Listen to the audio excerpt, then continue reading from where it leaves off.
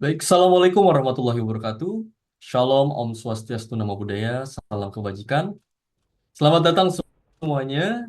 Di sini kami ingin melakukan talk show yang dimana kami mempersembahkan sebagai persyaratan tugas akhir mata kuliah Internet of Things yang diampu oleh dosen kami, yaitu Bapak Insinyur Ahmad Zuhriardi, STMT. Maka tak kenal maka kata sayang, saya Haikal Ilhamullah Pramoji dengan NIM 21103140009 yang dimana di sini saya akan memandu jalannya talk show ini. Tentunya di sini sudah hadir pula dua narasumber kita, yaitu narasumber pertama adalah Asfa Abiyu Hadi dengan NIM 22103140017 dan lalu ada narasumber kedua nih, ada yaitu Octogius dengan NIM 22103140032. Langsung saja, tanpa membuang waktu lebih lama lagi, kita langsung masuk ke dalam inti acara ini. Yang dimana kita awali dengan Asfa terlebih dahulu lah ya. Mas Asfa, bisa kali dibuka mic-nya? Oke, halo Mas Haikal. Iya, terdengar, terdengar. Oke, Oke, mungkin saya ingin ini nih, tahu dong, kita mau ngebahas terlebih dahulu ke latar belakang masalah yang mau diangkat oleh Mas Asfa dan juga Mas Octogius nih. Kira-kira tuh latar belakangnya apa sih? oke, boleh Mas. Sebelumnya saya ucapkan terima kasih kepada Mas Haikal pas sambutannya. Lalu langsung aja ya ke main topiknya ya. Jadi untuk latar belakangnya ya, kalau dari kami tuh pertama sebagai mahasiswa kita juga pasti mengalami ya, dimana kalau misalnya lagi kelas tuh eh, kadang tuh kalau misalnya nungguin absen tuh suka lama gitu juga kayak misalnya nunggu dosennya dipanggil lah karena kan kalau di kampus kita kan ya absennya masih manual kan ya jadi dosennya memanggil sendiri terus nah di situ tuh ada rawan juga di mana kalau misalnya kita nggak kedengeran gimana gitu kayak takutnya kita kan bisa miss aja nggak kedengeran kalau misalnya lagi diskusi sama teman jadi kadang kelewat gitu kan akhirnya absensi 1-0 kan jadinya gimana gitu ya nah terus juga kita juga mau mengakomodasi buat teman-teman kita juga kan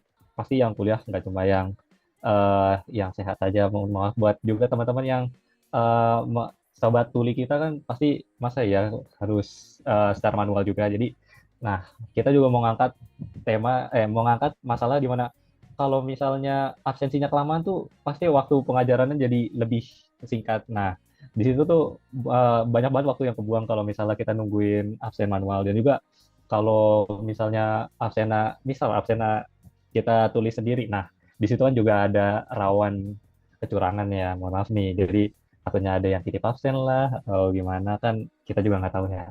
Nah, makanya kita mau ngangkat nih si bangku si meja self absen ini. Jadi biar tujuannya sih simple aja, biar kita nanti saat sampai di kelas kita tuh udah tenang aja gitu kita nggak harus mikirin absen kita gimana kita nggak harus mikirin gimana kita nantinya takutnya kelewatan kalau absen kita juga nggak harus bingung nanti kalau misalnya nggak dengar absennya ataupun kita juga nggak harus risau kalau misalnya waktunya nggak cukup saat dosen menjelaskan materi nah itu aja sih mas.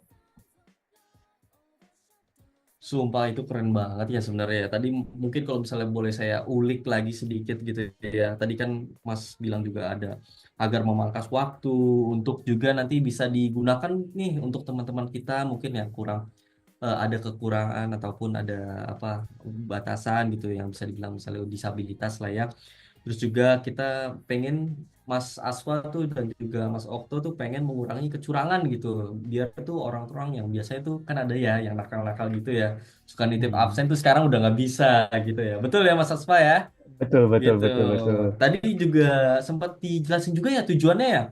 Tujuannya juga maunya apa tadi Mas? Bisa diulangi lagi Mas tujuannya? Oke, jadi ya pertama tujuannya kan ya pasti untuk memangkas waktu dari absen itu sendiri ya. Jadi kita kan mau yang namanya perkuliahan pasti tujuannya buat belajar dong Mas. Nah, ya Betul. kita itu mau biar membuat si waktu kuliah ini yang cuma misal kelas kan cuma 2 SKS ya, jadi cuma 100 menit. Nah, Kalau misalnya emang materinya berat kan pasti 100 menit nggak cukup dong. Apalagi nanti kepotong misalnya absen.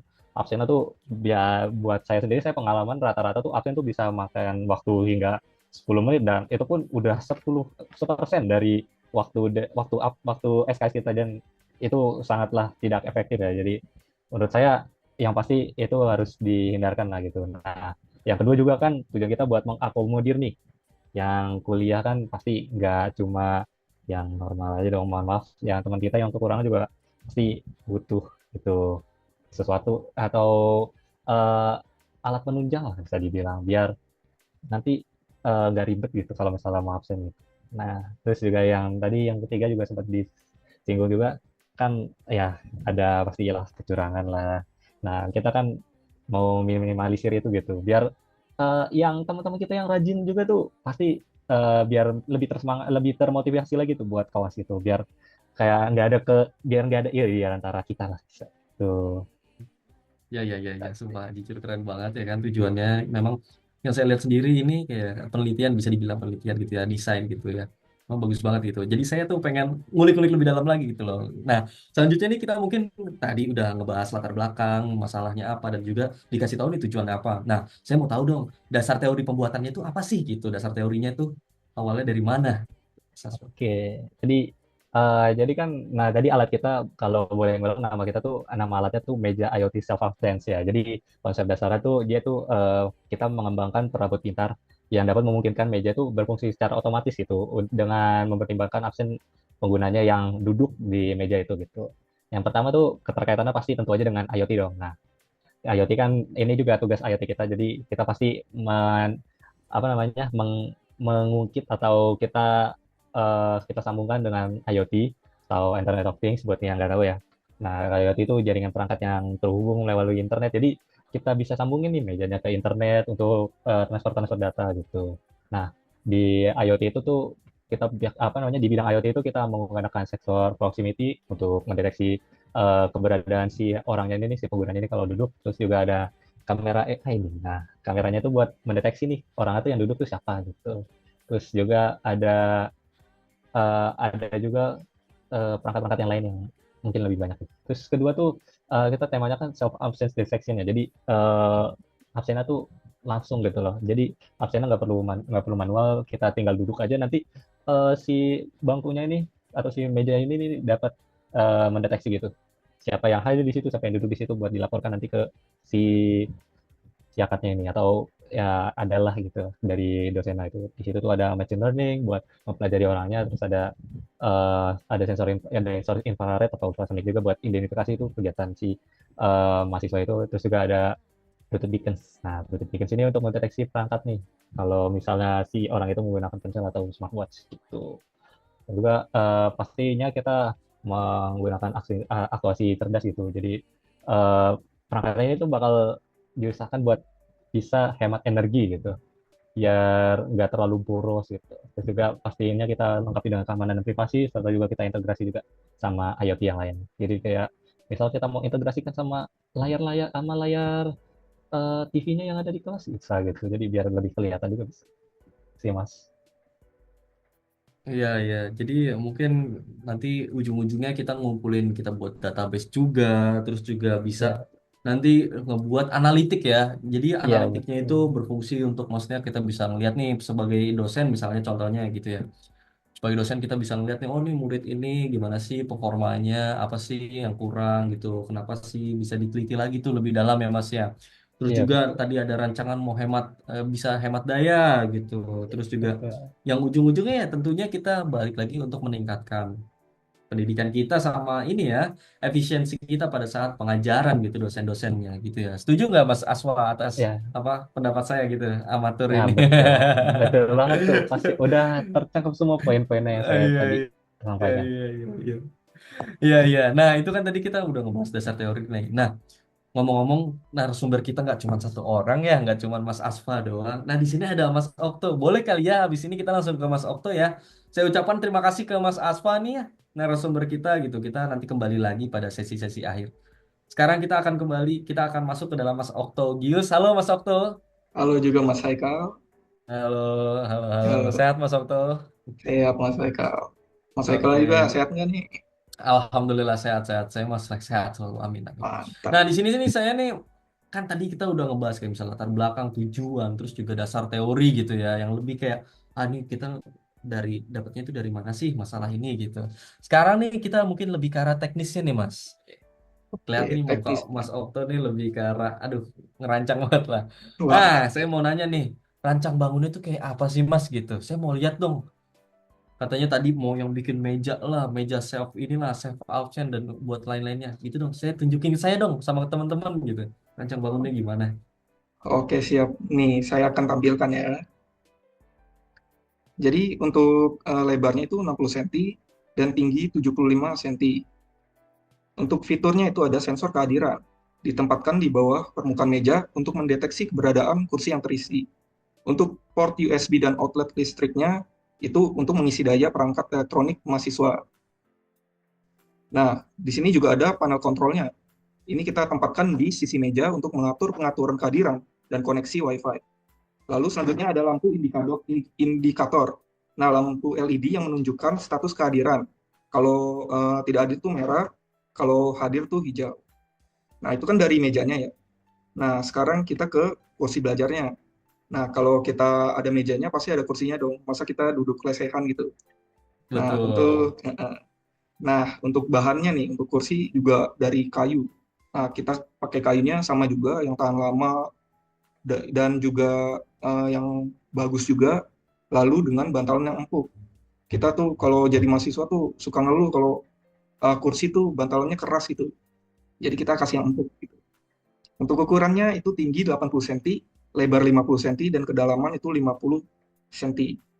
Nah, fiturnya apa aja nih di kursi? Kalau di kursi itu ada sensor berat, terpasang di bagian dudukan. Jadi itu untuk mendeteksi apakah ada mahasiswa yang duduk. Lalu ada sensor fingerprint juga. Ini ditempatkan di sisi armrestnya atau bagian belakang kursi untuk memindai sidik jari mahasiswa saat duduk. Nah, selanjutnya ada modul Wi-Fi dan Bluetooth juga. Jadi ini untuk mengirim data ke server dosen atau aplikasi kehadiran. Nah, ada juga baterai rechargeable. Jadi ini memastikan kursi dapat berfungsi tanpa kabel. Jadi itu nggak ada kabel-kabel tuh yang berantakan, jadi kan kurang estetik gitu. Dan berbahaya juga kalau ada kabel-kabelnya. Nah, untuk komponen elektroniknya itu ada sensor berat. Nah, kita pakai sensor load cell. Lalu untuk sensor fingerprintnya, kita pakai modul fingerprint R305.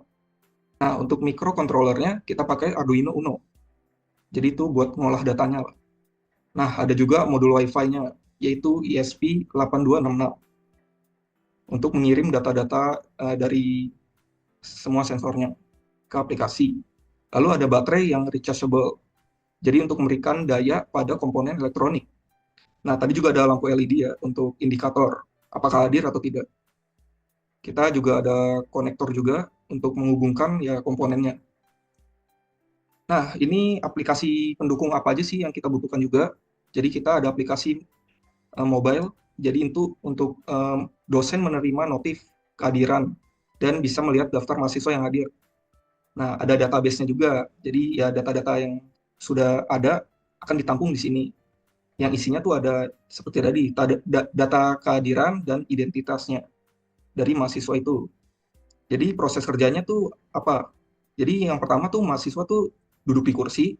Nah, saat duduk kan sensor beratnya itu mendeteksi keberadaan dari mahasiswa. Jadi eh, kita ada data untuk ada mahasiswanya atau tidak. Nah, ada sensor fingerprint juga. Jadi ketika mahasiswa duduk kan tangannya di samping gitu. Nah, di samping ada sensor fingerprint. Nah, itu bisa langsung memindai sidik jari dan mengirimkan datanya juga. Nah, microcontrollernya ntar mengolah data tuh dan mengirimkan informasi ke server melalui modul Wi-Fi tadi, ISP. Nah, dosen selanjutnya menerima notif. Seperti itu untuk proses kerjanya dan juga uh, rancang bangunnya, serta juga apa sih komponen yang dipakai. Iya, Seperti iya, itu, iya, Mas iya. Haikal. Keren banget abis, keren banget abis. Saya nggak bisa banyak komennya di sini ya. Mungkin kita kalau misalnya dari Mas Oktogi sendiri gitu, dari yang Mas sudah rancang itu keunggulan dan kelemahannya apa sih gitu? Kalau bisa dijelaskan. Oke, saya akan jelaskan ya. Ini untuk keunggulan ya. Keunggulan ya pasti kita datanya tuh real time. Karena di microcontrollernya itu kan terhubung WiFi. WiFi itu kan kita bisa langsung tahu selama ada akses internet. Nah, secara real time tuh biar dosennya juga tahu tuh waktunya. Masa kalau absennya kelasnya mulai jam 7, masa tidak real time gitu. Jadi mahasiswanya bisa absen dulu di jam 8 malam kemarin misalnya. Kan tidak mungkin juga ya. Jadi ini datanya lebih real time. Jadi lebih akurat. Lalu ada fitur tambahan yaitu kita kan bisa ada port buat charging. Nah itu mahasiswa tuh nggak pusing lah kalau HP-nya tuh baterainya udah lemot dan tinggal dikit.